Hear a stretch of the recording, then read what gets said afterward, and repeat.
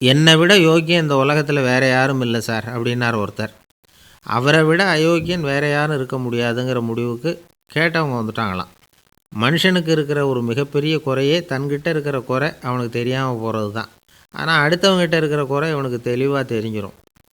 ஒரு ஒட்டகம் ஒரு கொக்கை பார்த்து ஒரு கேள்வி கேட்டுதான். என்ன கேள்வி தெரியுமா? உன் கழுத்து ஏன் இப்படி வளைஞ்சி போயிருக்குது அப்படின்னு கேட்டிருக்கு. இதுக்கு உடம்பே வளைச்சல்.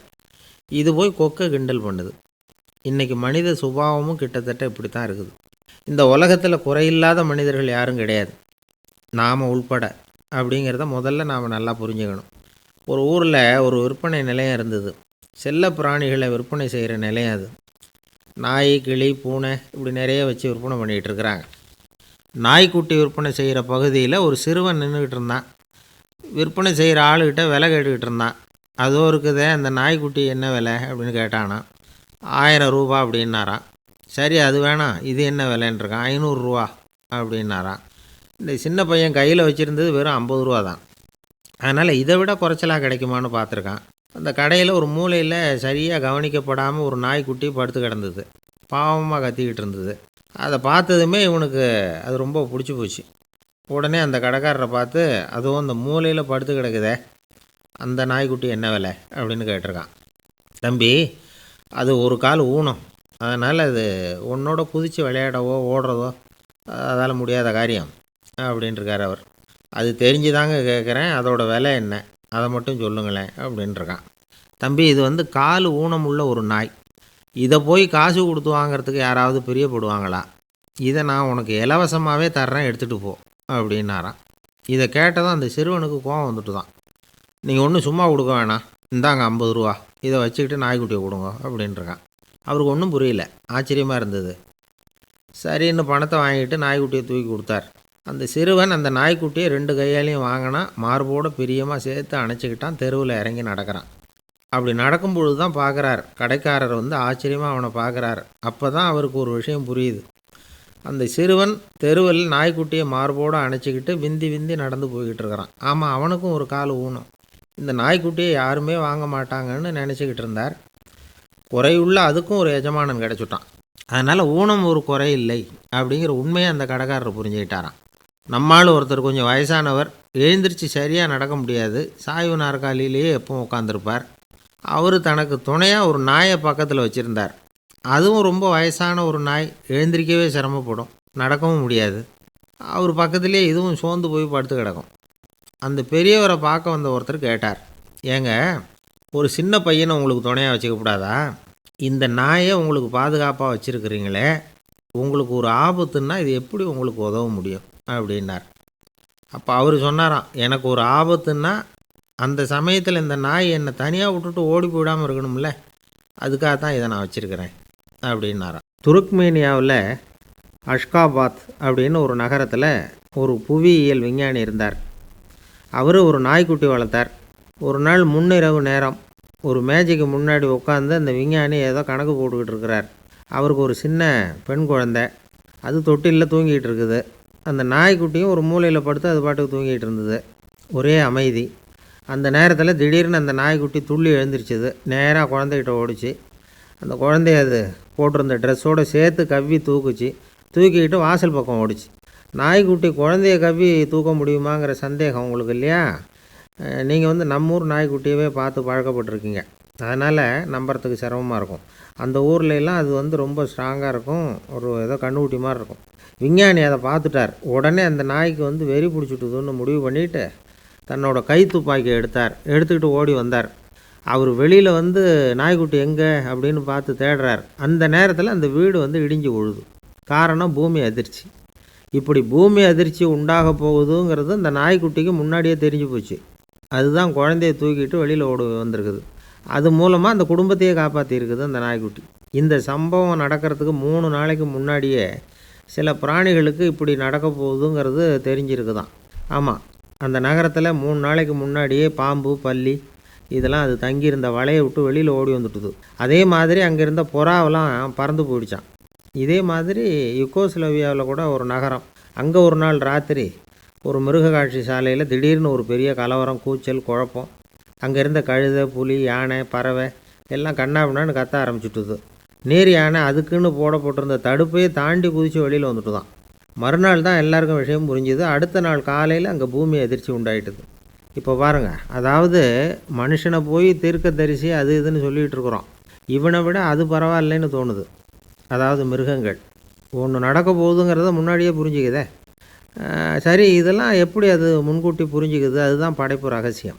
அதை கண்டுபிடிக்கிறதுக்கு தான் மனுஷன் வந்து ஆராய்ச்சி பண்ணிகிட்டு இருக்கிறான். விஞ்ஞானிகளோட ஆராய்ச்சியெல்லாம் ஒரு பக்கம் இருக்கட்டும், வீட்டுக்குள்ளேயே சில ஆராய்ச்சி பண்ணி பாருங்களேன். இப்போ சில யோசனை சொல்லி அதை சோதனை பண்ணி பாருங்க அப்படின்னு ஒருத்தர் சொன்னாராம். அதாவது இப்போ மழை வருமா வராதா அப்படின்னு தெரிஞ்சுக்கணுமா, உடனே ஒரு பூனைக்குட்டி பின்னாடியே மெதுவாக போய் அது என்ன செய்யுதுன்னு கவனித்து பார்க்கணும்.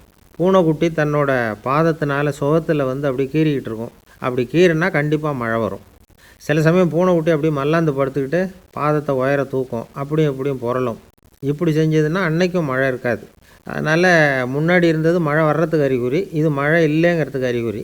பறவைகள் பிராணிகள் இதுகளோட நடவடிக்கைகளை பார்த்துட்டு அதையெல்லாம் அடிப்படையாக வச்சு தான் காலநிலையை கண்டுபிடிக்கிற கருவிகளை கண்டுபிடிச்சிருக்கிறாங்க. வாத்து இருக்குல்ல, சில சமயம் தன்னோட அழகை தன்னோட இறகுகளில் அப்படியே புதைச்சிக்கும். அப்படி செஞ்சால் குளிர்காலம் வரப்போகுதுன்னு அர்த்தம். பருவநிலை குளிராக மாறப்போகுதுங்கிறதுக்கு இதுதான் அறிகுறி. சிட்டுக்குருவி இருக்குதுல்ல, அதெல்லாம் புழுதியில் உழுந்து புரளும், சிறகுகளை வந்து படபடன்னு அடிச்சுக்கும். அப்படி செஞ்சால் மழை வரப்போகுதுன்னு அர்த்தம். ஒன்று மட்டும் நாம் நல்லா தெரிஞ்சுக்கணும், இயற்கையின் சீற்றம்னு சொல்கிறோம் இல்லையா, இயற்கை ஏன் நம்ம மேலே கோவப்படுது? இயற்கையை நாம் அனுசரித்து போகிறதில்ல, அதனால் கோவப்படுது. காடுகளை அழிக்கப்படாது, விலங்குகளை கொல்லக்கூடாது, இயற்கை ஏற்படுத்தி வச்சுருக்கிற சமநிலையை கெடுக்கக்கூடாது. அதை புரிஞ்சுக்கிட்டு வாழ்ந்தோம்னா பூமியும் நடுங்காது, நாமளும் நடுங்க வேண்டிய அவசியம் இருக்காது. ஒருத்தர் இருந்தார், சாராய கடைக்கு போனாராம், நிறைய சாப்பிட்டார். அப்புறம் சொன்னார், இது ரொம்ப அற்புதமான சரக்கு போல் இருக்குது, உள்ளே போன உடனே இந்த பூமியே நடுங்கிறது மாதிரி இருக்குது எனக்கு அப்படின்னாராம். இதுக்கு கடைக்காரர் சொல்லியிருக்கார், நீங்கள் சாப்பிட்டது வெறும் பச்சை தண்ணி தாங்க, இப்போ ஏற்பட்டிருக்கிறது நிஜம் பூமி அதிர்ச்சி அப்படின்னாராம். ஏங்க எங்கே போயிட்டு வரீங்க அப்படின்னு கேட்டேன், எனக்கு வேண்டப்பட்ட ஒருத்தரை பார்த்து. ஆஸ்பத்திரிக்குன்னார். எந்த ஆஸ்பத்திரிக்குன்னே? மாட்டு ஆஸ்பத்திரிக்குன்னார். என்ன விஷயம்னே? மாமனாருக்கு உடம்பு சரியில்லை, அதுதான் மாட்டு ஆஸ்பத்திரிக்கு போயிட்டு வரேன்னார். அட பாவி, அதுக்கு அந்த ஆஸ்பத்திரிக்காக போவாங்க அப்படின்னு ஆச்சரியமா. அட அது இல்லைப்பா, முதல்ல எங்கள் குடும்ப டாக்டர் தான் தேடிக்கிட்டு போனேன். அவர் அந்த நேரத்தில் அவர் வளர்க்குற நாய்க்குட்டிக்கு உடம்பு சரியில்லைன்னு சொல்லி அதை தூக்கிக்கிட்டு மாட்டு ஆஸ்பத்திரிக்கு போயிட்டாராம் சொன்னாங்க. அதனால் அங்கே போய் அவரை சந்தித்து விஷயத்தை சொல்லிவிட்டு வர்றேன்னார். அப்புறம் தான் எனக்கு கொஞ்சம் நிம்மதியாக இருந்தது. பொதுவாக நமக்கு தெரிஞ்ச வரையில் டாக்டர்கள் 2 வகை. நமக்கு வைத்தியம் பண்ணுற டாக்டர்கள் ஒரு வகை, நம்மக்கிட்ட இருக்கிற ஆடு மாடு கோழிக்கு வைத்தியம் பண்ணுற டாக்டர்கள் ஒரு வகை.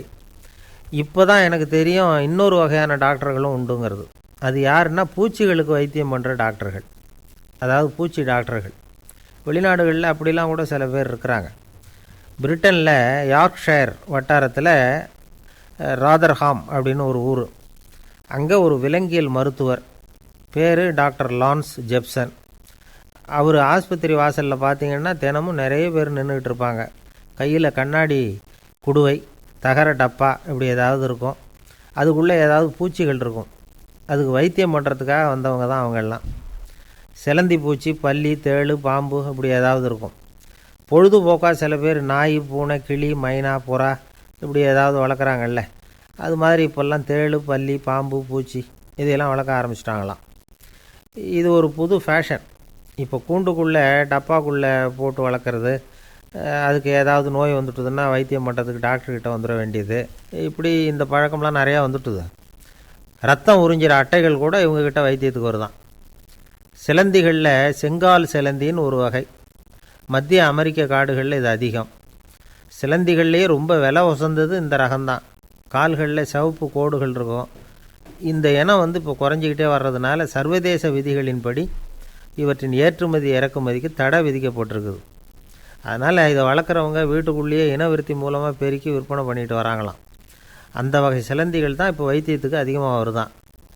சரி, இதுக்கெல்லாம் எப்படி வைத்தியம் பண்ணுறாங்க? முதல்ல அதை வந்து குளிர்பதன பெட்டியின் வழுவழுப்பான சுவரில் விட்ட உடனே அதெல்லாம் மெதுவாக இறங்கி வரும். அப்போ அதன் நோயை கண்டுபிடிக்கிறது சுலபம். அப்புறம் அதுக்கு கிருமிகளை கொல்லக்கூடிய மருந்துகளையோ வலி நிவாரண மருந்துகளையோ கொடுப்பாங்க. கால் உடஞ்ச சிலந்திகளுக்கு பசையை கொண்டு ஆப்ரேஷன் பண்ணுவாங்க. சில சிலந்திகளுக்கு உடஞ்ச காலை எடுத்துட்டால் புதிய கால் வளர்ந்துடும். சிலந்திகளை வந்து மனிதர்கள் கையில் எடுக்கிறப்போ அது பயந்து போய் கீழே குதிக்குது. அதனால் கால் உடஞ்சி விடுது, இல்லைன்னா வயிறு சேதமடையுது. அந்த நிலைமையில் வர்ற சிலந்திகளுக்கு மயக்க மருந்து கொடுத்து ஆப்ரேஷன்லாம் கூட பண்ணுறாங்களாம். பார்த்தீங்களா பூச்சிகளுக்கு வந்த வாழ்வே. நம்ம ஊர்லேயும் வீடுகளில் பூச்சிகள் வளர்க்குறது உண்டு. ஒருத்தர் வந்தார், எனக்கு 3000 கரப்பாம்பூச்சி அவசரமாக தேவைப்படுது, எங்கே கிடைக்கும்னு கேட்டார். கரப்பாம்பூச்சியா, அது என்னத்துக்குன்னு கேட்டோம். அது வேறு ஒன்றும் இல்லை, நான் குடியிருக்கிற வாடகை வீட்டை காலி பண்ண போகிறேன். வீட்டு சொந்தக்காரர் என்ன சொல்கிறாருன்னா, இந்த வீட்டுக்கு நான் குடி வந்தப்போ எப்படி இருந்ததோ அதே நிலைமையில் விட்டுட்டு போகணும்னு வீட்டுக்காரர் சொல்லியிருக்கிறார், அதனால தான் கேட்டேன் அப்படின்னார். ஒரு அம்மா தெருவில் உட்காந்து என்னத்தையோ தேடிட்டு இருக்கிறாங்க. அந்த அம்மா ஒரு சூஃபி ஞானி. அவங்க பேர் என்னென்னா ரபியா அல் அடாவியா. அந்த அம்மாவுக்கு கண் கூட தெளிவாக தெரியாது. அந்த பக்கமாக வந்த சில பேர் இவங்களுக்கு உதவி செய்கிறதுக்காக வந்தாங்க. என்ன தேடிட்டு இருக்கிறீங்க அப்படின்னு கேட்டாங்க. இதுக்கு அந்த அம்மா, அந்த கேள்வி அவ்வளோ முக்கியத்துவம் இல்லை, நான் தேடிட்டு இருக்கிறேன், உங்களால் முடிஞ்சால் எனக்கு உதவி பண்ணலாம் அப்படின்னாங்களாம். உதவி செய்ய வந்தவங்களுக்கு ஆச்சரியம். எதை தேடுறோங்கிறது தெரியாமல் இப்படி ஏன் நேரத்தை செலவழிக்கிறீங்க, நாங்கள் எப்படி உங்களுக்கு உதவ முடியும், எங்களுக்கு ஒன்றும் புரியலையே அப்படின்ட்டுருக்காங்க. சரி, உங்களை திருப்தி பண்ணுறதுக்காக சொல்கிறேன், ஒரு குண்டூசி தொலைஞ்சி போச்சு, அதை தேடுறேன் அப்படின்னாங்களாம் அந்த அம்மா. அதுக்கப்புறம் இவங்களும் சேர்ந்து தேட ஆரம்பிச்சிட்டாங்க. கொஞ்ச நேரம் ஆச்சு, ஒன்றும் கிடைக்கல. உதவி செய்ய வந்தவங்களும் அழுத்து போட்டாங்க. அப்புறம் கேட்டாங்க, பாருங்கம்மா, இது ரொம்பவும் பெரிய தெரு, அகலமான தெரு, அதனால் குறிப்பாக நீங்கள் எந்த இடத்துல அந்த குண்டூசியை தொலைச்சிங்க அதை சொல்ல முடியுமான்னாங்களாம். இதுக்கு அந்த அம்மா, நீங்கள் மறுபடியும் அர்த்தமில்லாத கேள்வியை கேட்குறீங்க, உங்கள் கேள்விக்கும் நான் தேடுறதுக்கும் என்ன சம்மந்தம்னாங்களாம். இதை கேட்டதும் அவங்க ஒரு மாதிரி ஆகிட்டாங்க. என்னம்மா நீங்கள் பைத்தியம் மாதிரி பேசுகிறீங்க அப்படின்னாங்களாம். சரி, உங்களை மறுபடியும் திருப்திப்படுத்துறதுக்காக சொல்கிறேன், அதை நான் எங்கள் வீட்டில் தொலைச்சுட்டேன் அப்படின்னாங்களாம். அப்புறம் எதுக்காக இங்கே தேடிட்டு இருக்கிறீங்க அப்படின்னு கேட்டிருக்காங்க. ஏன்னா இங்கே தான் வெளிச்சம் அதிகமாக இருக்குது, அங்கே வீட்டுக்குள்ளே இருட்டாக இருக்குது, அதனால் இங்கே தேடுறேன், வெளிச்சம் உள்ள இடத்துல தானே தேட முடியும் அப்படின்னாங்களாம் அந்த ஞானி. இந்த கதைக்கு என்ன அர்த்தங்கிறத பெரியவங்க சொல்கிறாங்க. அதாவது இந்த தேடுதல்ங்கிறது ஒரு வியாதி. அது நம்ம சதா அலைய வைக்கும், பைத்தியமாக மாற்றுறதுக்கு முயற்சி பண்ணோம். ஒரு காலம் அது நிறைவு அடையவே அடையாது. வாழ்வுங்கிறது ஒரு புரிந்து கொள்ள முடியாத, சதா இயங்கி கொண்டிருக்கிற ஒரு செயல். அதுக்கு ஆரம்பமும் இல்லை, முடிவும் கிடையாது. எதையோ தேடணும் அப்படிங்கிற உந்துதல் நமக்குள்ளே இருக்கும், ஆனால் குறிப்பாக எதை தேடிட்டு இருக்கிறோம் அப்படிங்கிறது புரியாது. அப்படி ஏதாவது ஒன்றை தேடி அடைஞ்சிட்றோம்னு வச்சுக்கோங்க, உடனே ஒரு அதிருப்தி வந்துடும். அதனால் வாழ்க்கைங்கிறது சலிப்பு நிறைந்தது அப்படிங்கிற எண்ணத்தை உண்டாக்கிக்கிறோம். ஒன்று அடைஞ்சதுக்கு அப்புறம் இன்னொன்று தேட ஆரம்பிச்சிருவோம். ஆக இந்த தேடல்ங்கிறது நாம் ஒன்று அடைஞ்சாலும் அடையாவிட்டாலும் தொடர்ந்து நடந்துக்கிட்டு தான் இருக்கும். இதுக்கு முடிவே கிடையாது. இந்த உண்மையை நாம் நல்லா புரிஞ்சுக்கணும் அப்படிங்கிறது பெரியவங்களுடைய கருத்து. ஏழையும் தேடுறான், பணக்காரனும் தேடுறான், நோயாளியும் தேடுறான், நோய் இல்லாதவனும் தேடுறான், அதிகாரம் உள்ளவனும் தேடுறான், அதிகாரம் இல்லாதவனும் தேடுறான், முட்டாளும் தேடுறான், அறிவாளியும் தேடுறான். ஆனால் யாரும் இதை தான் தேடி சாதிக்க போகிறோம், இதுதான் முடிவு அப்படின்னு திட்டவட்டமாக சொன்னதில்லை. ஒன்று அடைஞ்சதும் இன்னொன்று தேட ஆரம்பிச்சிடுறாங்க, அவ்வளோதான். அதாவது உங்களின் தேடுபவர் உங்கள் உள்ளே தான் இருக்கிறார், அவரை தேடி கண்டுபிடியுங்கள். இதுதான் ஞானிகள் நமக்கு சொல்லுகிற ஒரு ஆலோசனை. நம்மால் ஒருத்தன் ஜெயிலில் இருந்தான். இன்னொரு கைதி அவனை பார்த்து கேட்டான், ஏன்பா உன்னை பார்க்குறதுக்கு வெளியிலேருந்து யாருமே இங்கே வர்றது இல்லையே, உனக்கு சொந்தக்காரங்களே கிடையாதா அப்படின்னு கேட்டானான். ஏன் இல்லை, எனக்கு சொந்தக்காரங்க நிறைய பேர் உண்டு, அவங்க என்னை பார்க்க வராததுக்கு காரணம் வேறு அப்படின்ட்டுருக்கான் இவன். என்ன காரணம்னு கேட்டான் அவன். அதுக்கு இவன் சொன்னானா, அதுக்கு என்ன காரணம்னா அவங்க எல்லாரும் இங்கே உள்ளேயே இருக்கிறாங்க அப்படின்னானா. ஒரு காலத்தில் பிரஷ்யா அப்படின்னு ஒரு தேசம் இருந்தது. இப்போ ஜெர்மனி இருக்குல்ல, இதோட பெரும்பகுதி ஒரு காலத்தில் பிரஷ்யாங்கிற பேரில் இருந்தது. அப்போ அதுக்கு அரசராக இருந்தவர் மகா ஃப்ரெடரிக், அதாவது ஃப்ரெடரிக் தி கிரேட் அப்படின்னு சொல்லுவாங்க. அந்த ராஜாவுக்கு ஒரு சந்தேகம், நாம் பல வகையான வரிகளை விதித்து வசூல் பண்ணுறோம், அப்படி பண்ணி வருமானம் குறைஞ்சிக்கிட்டே போகுதே, இதுக்கு என்ன காரணமாக இருக்கும்? இதுதான் அவருக்கு ஏற்பட்ட சந்தேகம். ஒரு சமயம் அந்த அரசர் தம்முடைய அமைச்சர்களையும் பிரபுக்களையும் தளபதிகளையும் கூப்பிட்டு ஒரு விருந்து வச்சார். விருந்து முடிஞ்சதும் அவங்கள பார்த்து இந்த சந்தேகத்தை கேட்டார்.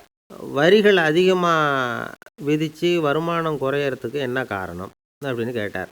பல பேருக்கு இதுக்கு சரியாக பதில் சொல்ல தெரியல. அனுபவசாலியான ஒரு தளபதி எழுந்திருச்சார். அரசே, அது எப்படிங்கிறத இப்போ உங்களுக்கு காட்டுறேன்னார். உடனே ஒரு பெரிய பனிக்கட்டி ஒன்றை தன்னுடைய கையில் எடுத்தார். அதை அப்படியும் எப்படியும் திருப்பி பார்த்தார். அப்புறம் அடுத்தவர்கிட்ட கொடுத்தார். அவரும் அதை அப்படியும் இப்படியும் திருப்பி பார்த்துட்டு அடுத்தபடியாக இருந்தவர்கிட்ட கொடுத்தார். இப்படியே இதை ஒவ்வொருத்தராக பார்த்துட்டு ஒவ்வொரு கையாக மாறி கடைசியில் மன்னர் கைக்கு போய் சேர்ந்தது. மன்னர் கைக்கு அந்த பனிக்கட்டி போய் சேர்ந்தப்போ அது கொஞ்சம் கொஞ்சமாக உருகி ஒரு பட்டாணி கடலை சைஸுக்கு ஆயிட்டுது. மன்னர் யோசனை பண்ணார். வரி அதிகமாக போட்டாலும் வந்து சேர்றது குறைவாக இருக்கிறதுக்கு என்ன காரணம் அப்படிங்கிறது அவருக்கு புரிஞ்சு போச்சு. காலம்தான் மாறிட்டு இருக்கே தவிர இந்த கையூட்டு வாங்குற பழக்கம் மாறினதாக தெரியல. இன்னொரு ராஜா இருந்தார். அவர் தன்னுடைய ராஜாங்கத்தில் லஞ்ச ஊழலே சுத்தமாக இருக்கக்கூடாது அப்படின்னு நினச்சார். அவர்கிட்ட பல்வேறு துறைகளுக்கும் பொறுப்பாக இருந்த பல பேரும் ரொம்ப சுத்தமாகவும் நேர்மையாகவும் இருந்தாங்க. ஒரே ஒருத்தர் மட்டும் எல்லார்கிட்டையும் லஞ்சம் வாங்கிட்டே இருந்தார். அவரை வேறு வேறு துறைகளுக்கு மாற்றி பார்த்தாரு. அந்த ராஜா என்னென்னமோ பண்ணி பார்க்குறாரு. எந்த வேலையை கொடுத்தாலும் அதுலேயும் லஞ்சம் வாங்குறதுக்கு ஒரு வழியை உண்டு பண்ணிக்குவார் அந்த ஆள். ராஜாவுக்கு இது ஒரு பெரிய தலைவலியாக போட்டுது. இவர் என்ன பண்ணுறது, இவருக்கு என்ன வேலையை கொடுக்கறது, கொஞ்சம் கூட லஞ்சம் வாங்குறதுக்கு சான்ஸே இல்லாத ஒரு வேலையை கொடுக்கணும் அப்படின்னு திட்டம் போட்டார். ஒரு நாள் அவருக்கு அந்த உத்தரவும் போட்டுட்டார். அதாவது அவருக்கு என்ன வேலைன்னா, கடற்கரையில் தான் அவருக்கு ஆஃபீஸ். அங்கேயே இருந்துக்க வேண்டியது. தினமும் எத்தனை கடல் அலை கரையில் வந்து மோதுது அப்படிங்கிறத கணக்கெடுத்து ராஜாவுக்கு தெரிவிக்க வேண்டியது. இதுதான் அவருக்கு வேலை. பேசாமல் அலையை எண்ணிட்டு உட்காந்துருக்கட்டும், அப்போவாவது அவர் லஞ்சம் வாங்குகிற சந்தர்ப்பம் இல்லாமல் போயிடும் அவருக்கு அப்படின்னு நினச்சார் ராஜா. இந்த ஆள் கடற்கரைக்கு போய் டியூட்டியில் ஜாயின் பண்ணிக்கிட்டார். ஒரே மாதத்தில் அங்கே சொந்தமாக ஒரு பிரம்மாண்டமான மாளிகை கட்டிவிட்டார். ராஜாவுக்கு இது பெரிய ஆச்சரியமாக போச்சு. அலையை என்ற வேலையில் அந்த ஆள் எப்படி பணம் சம்பாதிச்சார் அப்படின்னு விசாரித்து பார்த்தார் அக்கம் பக்கத்தில். அந்த ஆள் என்ன பண்ணியிருக்கிறாருன்னா, கடற்கரையில் போய் பொறுப்பை ஏற்றுக்கிட்ட உடனே அங்கே இருந்த மீனவர்கள்கிட்ட எல்லாம் இந்த கரையில் வந்து ஒரு நாளில் வந்து மோதுகிற அலைகள் எத்தனை அப்படின்னு கேட்டிருக்காரு. அது எப்படிங்க தெரியும்னு இருக்காங்க அவங்க. தினமும் அந்த எண்ணிக்கை தெரியணும். நம்ம ராஜாவுக்கு தினமும் அறிக்கை அனுப்பணும், டெய்லி ரிப்போர்ட்டு. தவறுனா நீங்கள் இந்த கடலில் போய் மீன் பிடிக்கிறதுக்கு ராஜாவோட அனுமதி கிடைக்காது அப்படின்ட்டுருக்காரு. உடனே மீனவர்களும் பயந்து போட்டாங்க. கடலுக்கு போகிறதுக்கு அனுமதி இல்லைன்னா பட்டினி கிடக்கிறது மாதிரி ஆகிடுமே. மெதுவாக அந்த ஆளுகிட்ட போனாங்க. காதோட காதாக சொன்னாங்க, ஐயா, எங்களால் வந்து கடல் அலையை வந்து எண்ண முடியாது. தினமும் எங்களால் முடிஞ்சதை உங்களுக்கு பணமாக கொடுத்துட்றோம். நீங்கள் தான் ராஜா கிட்ட சிபாரிசு பண்ணி நாங்கள் தொடர்ந்து மீன் பிடிக்கிறதுக்கு அனுமதி வாங்கி கொடுக்கணும் அப்படின்னு வேண்டிக்கிட்டாங்க. பணம் தினமும் வந்து சேர ஆரம்பிச்சுட்டுது. பதவியில் மற்ற பதவியோட இந்த பதவி எவ்வளவோ மேல் அப்படின்னு நினச்சிட்டான் அந்த ஆள். அது மட்டும் இல்லை, தயவு பண்ணி என்னை இந்த இடத்த விட்டு மாற்றி விடாதீங்க சார் அப்படின்னு வேற கேட்க ஆரம்பிச்சிட்டானா. ஒரு வயசான அம்மா தெரு வழியாக போயிட்டு இருந்தாங்க. அவங்க கையில் எண்ணத்தையோ வச்சுக்கிட்டு அதை அடிக்கடி பார்த்துக்கிட்டே இருந்தாங்க. ஒருத்தன் மெதுவாக அவங்கக்கிட்ட போய் கையில் இருக்கிறது என்ன அப்படின்னு எட்டி பார்த்தா அவங்க கையில் 4 பல் இருந்துதான். இவன் ஆச்சரியமாக அந்த அம்மாவை பார்த்தான். ஏம்மா, உனக்கு என்ன பைத்தியமா, ஏது இந்த பல், இதை என்னத்துக்காக கையில் வச்சுக்கிட்டு அலைஞ்சிக்கிட்டு இருக்கிற அப்படின்னு கேட்டிருக்கான். அதுக்கு அந்த அம்மா விவரம் சொல்ல ஆரம்பித்தாங்களாம். இதை பாருப்பா, எனக்கு ஒரு மகன் இருந்தான். அவனை ரொம்ப செல்லமாக வளர்த்தேன். அவனை தரையிலேயே நடக்க விடுறதில்ல, எப்பவும் தூக்கி வச்சுக்கிட்டு இருப்பேன். அவன் நல்லா பெரியவனாகி பள்ளிக்கூடம் போகிறப்ப கூட அவன் புஸ்தக மூட்டையை நான் தான் சுமந்துக்கிட்டு போவேன். பார்க்குறவங்க கூட கேலி பண்ணுவாங்க, ஏம்மா படிக்க போகிறது நீயா உன் பிள்ளையான்னு கேட்பாங்க. அவன் இன்றைக்கி எவ்வளவோ பெரிய மனுஷன் ஆகிட்டான். வெளிநாட்டில் பெரிய உத்தியோகத்தில் இருக்கான். சமீபத்தில் இங்கே வந்துட்டு போனான். ஒரு நாள் ஏதோ கோபத்தில் என்ன அரைஞ்சுட்டான். அப்போ இந்த 4 பல்லும் கீழே விழுந்துட்டுது. இன்னமும் கூட விழுந்திருக்கும், ஆனால் பல்லு தான் இல்லை. என் புள்ள அரைஞ்சதுனால விழுந்த பல்லு இல்லையா அது. அதனால் இதை எப்பவும் என் கையிலேயே வச்சுக்கிட்டு ஆசையோடு பார்த்துக்கிட்டு இருக்கிறேன். அவன் தான் வெளிநாட்டுக்கு போட்டான். அவனை பார்க்க முடியாத ஏக்கத்தை நான் இந்த பல்லை பார்த்து போக்கிக்கிறேன் அப்படின்னு நாங்களாம் அந்த அம்மா. இந்த கதை எதுக்காகன்னா, தாய் அன்பு அப்படிங்கிறது எப்படிப்பட்டதுங்கிறத புரிஞ்சுக்கிறதுக்காக. கல்யாணம் ஆனதுக்கப்புறம் தாயை மறந்து விட்றவங்க எத்தனை பேர் இந்த உலகத்தில். அவங்க காதில் வேணுங்கிறதுக்காக தான் இந்த தகவல். ஆனால் ஒரு விஷயம் மட்டும் நல்லா புரிஞ்சுக்கணும், தாயை மதிக்க தெரிஞ்சவங்க தான் இன்றைக்கி வந்து வாழ்க்கையில் எல்லா விதத்துலேயும் முன்னுக்கு வந்திருக்கிறாங்க. வேணும்னா விசாரித்து பார்த்துக்குங்க. இன்னொரு அம்மா இருந்தாங்க. அவங்க தினமும் ஒரு கோயிலுக்கு வருவாங்க. சாமியை பார்த்து, கடவுளே, நான் இறந்து போனால் நரகத்துக்கு போகணும் அப்படின்னு வேண்டிக்குவாங்களாம். எல்லோரும் சொர்க்கத்துக்கு போகணும்னு தானே கடவுள்கிட்ட வேண்டிக்குவாங்க. இந்த அம்மா தினம் வந்து நான் நரகத்துக்கு போகணும் அப்படின்னு வேண்டிக்கிறாங்க. அங்கே இருந்த அர்ச்சகருக்கு இது சந்தேகம். ஒரு நாள் அதை நேரடியாகவே அவங்கக்கிட்ட கேட்டுவிட்டார். அதுக்கு அந்த அம்மா பதில் சொன்னாங்களாம், ஐயா, எனக்கு கல்யாணம் ஆகி ரொம்ப நாள் வரைக்கும் குழந்த பாக்கியம் இல்லாமல் இருந்தது. கோயில் குளம் எல்லாம் சுற்றி வந்தேன். ரொம்ப நாள் கழித்து ஒரு குழந்த பிறந்தது, ஆண் குழந்தை. அவனை நான் ரொம்ப செல்லம் கொடுத்து வளர்த்தேன். அதோட விளைவு என்ன ஆச்சுன்னா, அவன் ரொம்ப மோசமாக ஆயிட்டான். கெட்ட பழக்க வழக்கம்லாம் கற்றுக்கிட்டான். அவன் இறந்து போனால் நிச்சயம் அவனுக்கு நரகம்தான் கிடைக்கும். அந்த அளவுக்கு கெட்டவன் அவன். அப்படிப்பட்ட காரியங்கள்லாம் பண்ணிகிட்ருக்கான், எனக்கு தெரியும். இவனுக்காக நரகத்தில் கூட யாரும் தயவு காட்ட மாட்டாங்க, தாட்சண்யம் காட்ட மாட்டாங்க. அதனால் இவனுக்கு முந்தி நான் இறந்து நரகத்துக்கு போயிட்டா அங்கே இவனை கவனிச்சிக்கலாமே, இவனுக்கு பணிவிடை செய்யலாமேன்னு பார்க்குறேன் அப்படின்னு நாங்களாம்.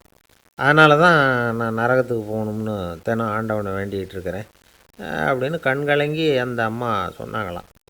அதுதான் தாய் உள்ளம்ங்கிறது. தாயின் பெருமையை சரியாக உணர்ந்துட்டா அவங்களுக்கு எப்பவும் எந்த கஷ்டமும் வராது. இது ஏதோ உபதேசத்துக்காக சொல்கிற வார்த்தை இல்லை, உண்மையான வார்த்தை. இந்த விவரத்தையெல்லாம் நண்பர் ஒருத்தர்கிட்ட சொல்லிக்கிட்டு இருந்தேன். அவர் கொஞ்ச நாள் கழித்து என்னை தேடி வந்தார். அவர் கையிலேயும் 4 பல் வச்சுருந்தார். என்னங்க ஆச்சு, ஏதுங்க இந்த பல் அப்படின்னு விசாரித்தோம்.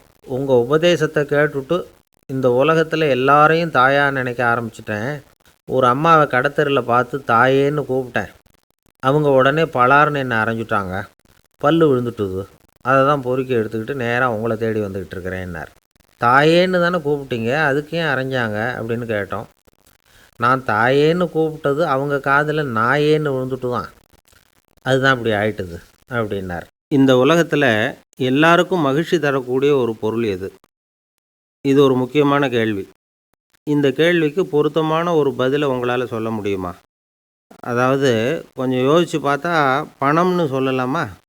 இப்போ கையில் காசு இல்லாதவங்ககிட்ட ஒரு 10 ரூபாயை கொடுத்தா அது அவனுக்கு சந்தோஷத்தை கொடுக்கும். ஏற்கனவே வருமான வரி பிரச்சனையில் சிக்கி இருக்கிறவர்கிட்ட இன்னும் கொஞ்சம் பணம் இந்தாங்கன்னு சொல்லி கொடுத்தோம்னா அது அவருக்கு சங்கடத்தை தான் கொடுக்கும். அதனால் அந்த கேள்விக்கு பணங்கிறது பொருத்தமான பதிலாக இருக்க முடியாது. கேள்வி என்னன்னா, இந்த உலகத்தில் எல்லாருக்கும் மகிழ்ச்சி தரக்கூடிய ஒரு பொருள் எது? சரி, இனிப்புன்னு சொல்லலாமா? ஏன்னா எல்லாருக்கும் இனிக்க தானே செய்யும். அதுலேயும் ஒரு சிக்கல் இருக்குது. சர்க்கரை வியாதிக்காரங்களுக்கு அது என்ன சந்தோஷத்தையாக கொடுக்கும்? ஆக எல்லாருக்கும் வேறுபாடு எதுவும் இல்லாமல் மகிழ்ச்சியை கொடுக்கக்கூடியது வேறு ஏதோ ஒன்று இருக்குது. அது என்னன்னு கண்டுபிடிக்கணும். அதுதான் இன்றைக்கி தகவல். இப்போ அதை கண்டுபிடிக்கணும்னா இந்த கதையை கேட்கணும். அது என்ன கதைன்னா, ஒரு ஊரில் ஒரு ராஜா இருந்தார். அவருக்கும் இதே சந்தேகம் வந்துட்டுது. அதாவது எல்லாருக்கும் இன்பம் தரக்கூடிய பொருள் எது அப்படின்னு. இதுக்கு பதில் தெரிஞ்சுக்கிறதுக்கு ஆசைப்பட்டார். சரி, அதுக்கு என்ன செய்யலாம்னு யோசனை பண்ணார். நாட்டு மக்களுக்கு பகிரங்கமாக ஒரு அறிவிப்பு கொடுத்தார். நம்ம நாட்டு மக்கள் இன்பம் தரக்கூடிய பொருள் எதுன்னு நினைக்கிறாங்களோ அதை கொண்டுக்கிட்டு அரண்மனையில் உள்ள கண்காட்சி மண்டபத்தில் வைக்கலாம்.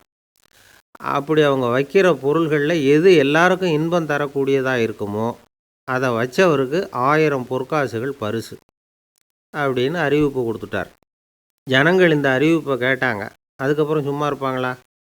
1000 பொற்காசுன்னா சும்மாவா? அவங்க கையில் என்னென்ன கிடைச்சிதோ அதையெல்லாம் கொண்டாந்து அரண்மனை காட்சி மண்டபத்தில் வச்சுட்டாங்க. அதுக்கப்புறமா ராஜா அங்கே வந்தார். ஒவ்வொன்றா பார்த்துக்கிட்டே வந்தார். முதல்ல ஒரு குயில் இருந்தது, இனிமையாக பாடக்கூடிய குயில்.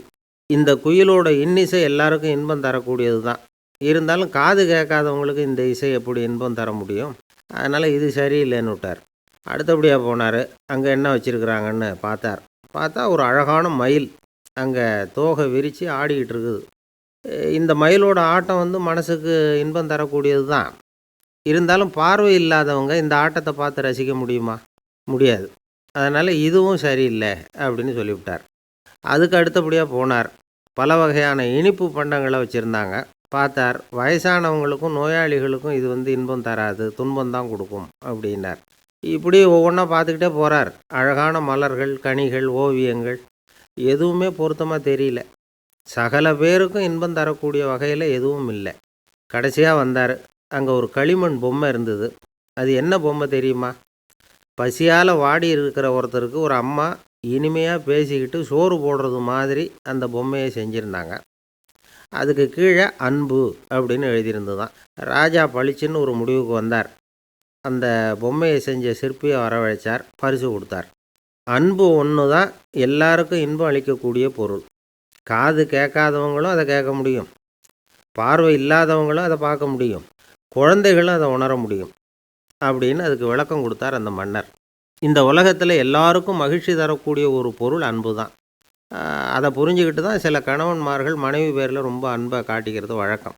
ஒரு வீட்டு வாசப்படி பக்கமாக மழைக்கு வந்து ஒதுங்கினார் ஒருத்தர். மழை தூறிக்கிட்டு இருந்தது, இருட்டு நேரம்.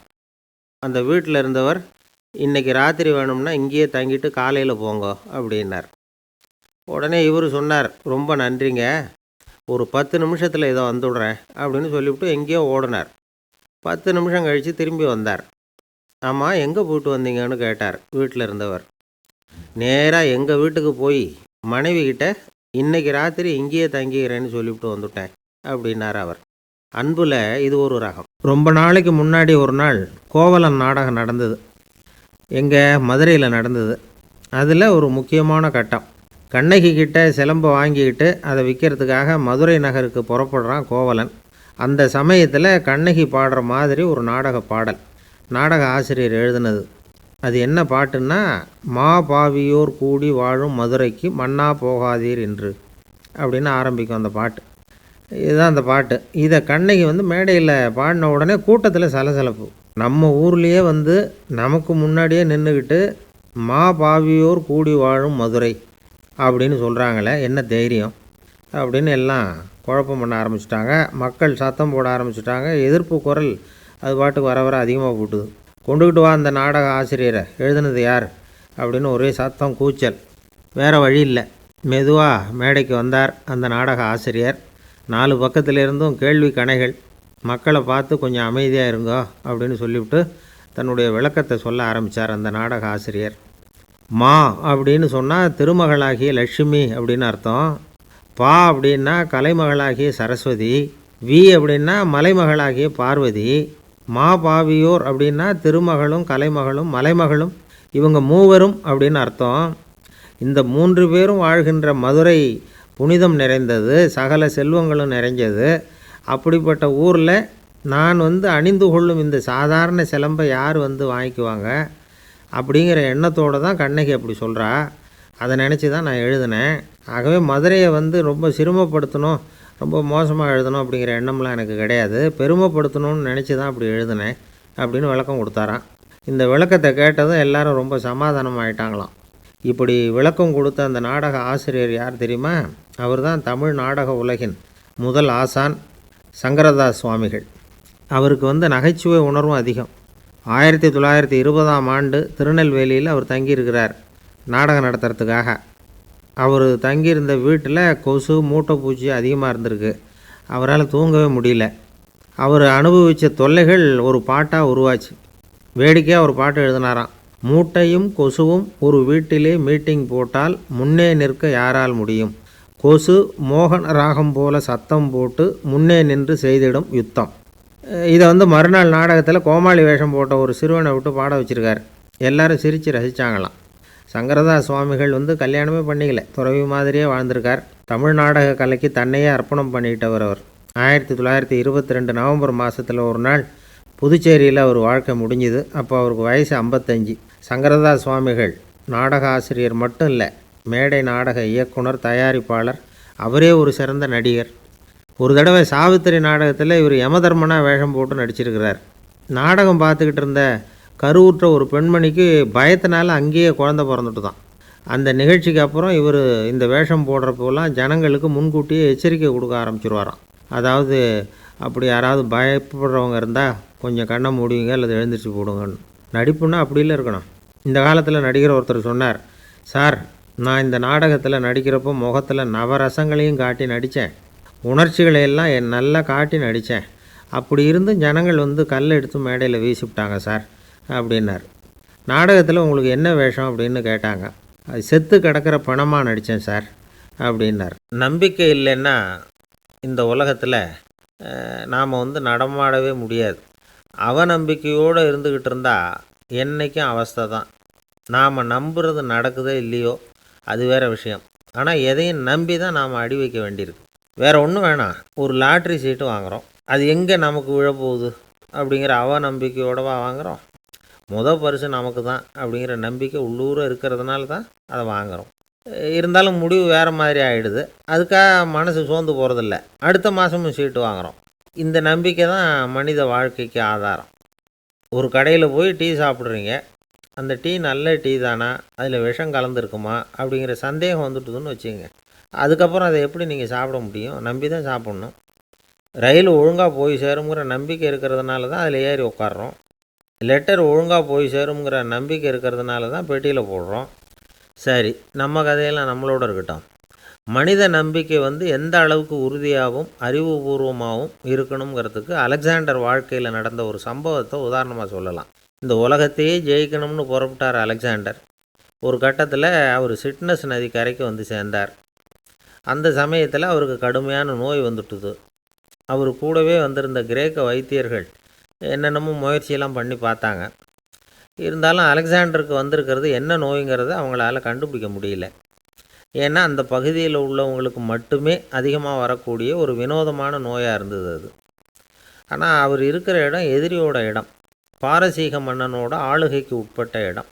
என்ன பண்ணுறது அப்படின்னு எல்லாரும் யோசனை பண்ணாங்க. பாரசீக மன்னனோட அரண்மனையில் இருக்கிற வைத்தியர் வந்தால் இந்த நோயை குணப்படுத்தி விடுவார் அப்படின்னு சொன்னாங்க. இருந்தாலும் எதிரியோட நாட்டில் இருக்கிற வைத்தியரை கூப்பிட்டு எப்படி நம்பி வைத்தியம் பார்க்க சொல்கிறது அப்படின்னு சொல்லி எல்லோரும் தயங்கினாங்க. ஆனால் அலெக்சாண்டர் தயங்கலை. பரவாயில்ல, அழைச்சிட்டு வாங்கன்னு விட்டார். உடனே அவரை போய் அழைச்சிட்டு வந்துட்டாங்க. அவர் வந்தார். அலெக்சாண்டர் உடம்பை பரிசோதனை பண்ணி பார்த்தார். சரி, இதை குணப்படுத்தி விடலாம், பயப்பட வேண்டியதில்லை. ஆனால் இதுக்கு ஒரு மூலிகை ரசம் தயார் பண்ணி கொடுக்கணும். நான் போய் அதை தயார் பண்ணிவிட்டு 2 நாளில் திரும்பி வந்துடுறேன் அப்படின்னு சொல்லிவிட்டு போனார் அந்த வைத்தியர். அதே மாதிரி 2 நாளில் திரும்பி வந்தார் மூலிகை ரசத்தோடு. இதுக்கு இடையில் அலெக்சாண்டரோட தளபதிகளில் ஒருத்தர் ரகசியமாக ஒரு எச்சரிக்கை கடிதம் கொடுத்து அனுப்பியிருக்கிறான். அதை வாங்கி என்ன விஷயம்னு பார்த்தார். இப்போ உங்ககிட்ட வந்திருக்கிற எதிரி நாட்டு வைத்தியரை நம்பாதீங்கோ, அவன் கொண்டுகிட்டு வந்திருக்கிற மூலிகை ரசத்தில் விஷம் கலந்துருக்குது அப்படின்னு அதில் எழுதியிருக்கு. அதை பார்த்தார் அலெக்சாண்டர். இருந்தாலும் கொஞ்சம் கூட அலட்டிக்கலை. வைத்தியர் கொடுத்த மருந்தை வாங்கி கடகடன்னு குடிச்சுட்டு அதுக்கப்புறம் அந்த கடிதத்தில் இருந்த விஷயத்தை அந்த வைத்தியர்கிட்ட சொன்னார். வைத்தியர் திகைச்சு போயிட்டார். தன் மேலே அலெக்சாண்டர் வச்சுருக்கிற நம்பிக்கையை பார்த்து அவருக்கு ரொம்ப வியப்பு.